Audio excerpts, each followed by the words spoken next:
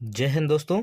हमें प्रश्न दिया हुआ है कक्षा 10वीं प्रश्नावली 7.2 का छठवां प्रश्न है। यदि बिंदु 1,2 4, x, 6 और 3,5 इसी क्रम में लेने पर एक समांतर चतुर्भुज के शीर्ष हों तो x और y का मान ज्ञात कीजिए।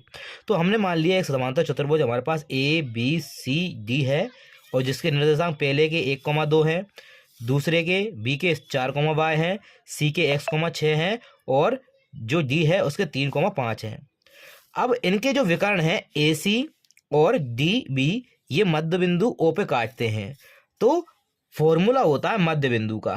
मध्य बिंदु का फॉर्मूला होता है x1 प्लस x2 बटे में 2। इसी प्रकार y का होगा y1 प्लस y2 बटे में 2।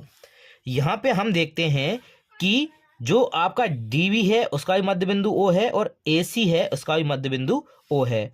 यहाँ पर ये पहला जो पद रहता है वो x का रहता है, यहाँ भी ये x का पद रहेगा, ये 4x का रहेगा, एक x का रहेगा और जो दूसरे नंबर पे है ये सारे आपके y के पद रहते हैं। तो हम क्या करते हैं, यहाँ पे DB का मध्य बिंदु कौन है? O है, ठीक है। तो यहाँ 3 + 4 क्योंकि x1 + x2 तो 3 + 4 तो ये हो जाएगा 3 + 4 बटे 2 बराबर। अब यहाँ भी x1 के लिए निकालते हैं हम, तो पहला और पहला पद तो x + 1 बटे 2, x + 1 बटे में 2।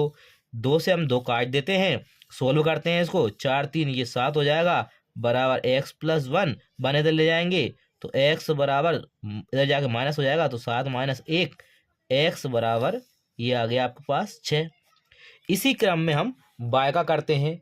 y का निकालने के लिए हमको क्या करना पड़ेगा, वही फॉर्मूला मान रखते हैं। अब y के लिए दूसरा पद देखेंगे तो दूसरा पद कौन सा है, तो ये हो जाएगा 5 + y, 5 + y बटे 2।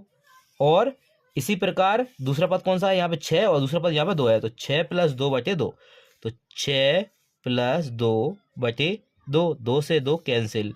यहाँ पे हमारा y रह जाएगा बराबर 6 और 2 8 और जो 5 प्लस का है वो दूसरी तरफ जाएगा तो माइनस का हो जाएगा। तो y की जो वैल्यू आएगी वो आएगी आपके पास 3। तो यहाँ पे यही पूछा था कि x और y ज्ञात कीजिए। ये आपके प्रश्न के उत्तर, x बराबर 6 और y बराबर 3।